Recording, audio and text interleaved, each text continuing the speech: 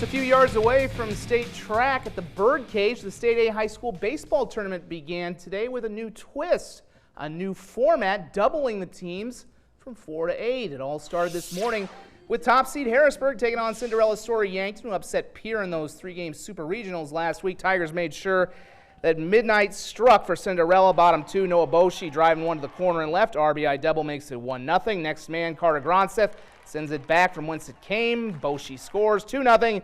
Tigers poured on from there in the 5th inning. Eli Kokinch thought he might hit another home run.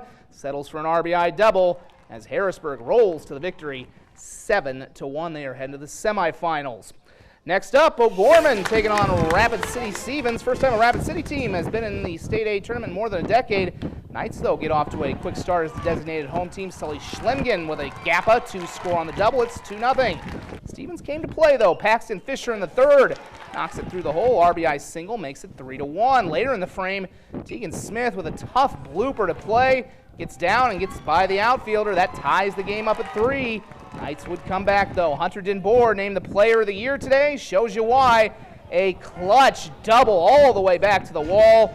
That gives them the lead with 2 runs scoring, and it would be the difference in the game as O'Gorman prevails 5-4.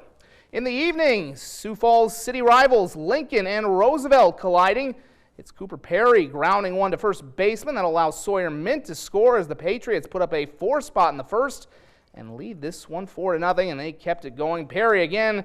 This time he's going to get an actual base hit that gets up and over. A little check swing, but it does the job, making it 5-0. And you can call it the Perry show in this ball game. He hits one high in the air to right field, and the outfielder just can't quite navigate. It'll drop in for the base hit, and another RBI to make it 6-0. Lincoln finishes the shutout by a final score of 8-0. They get the winner of the next game between Brandon Valley and T, and this proved to be the best game of the day, pretty much.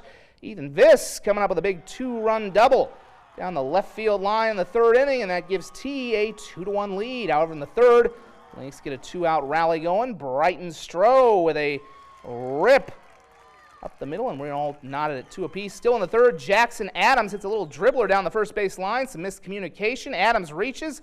Stroh hustles all the way from first, and he will end up scoring to give Brandon Valley the 3-2 lead. Adams would be the star of the night. He had a walk-off single later on that would give Brandon Valley the 4-3 win.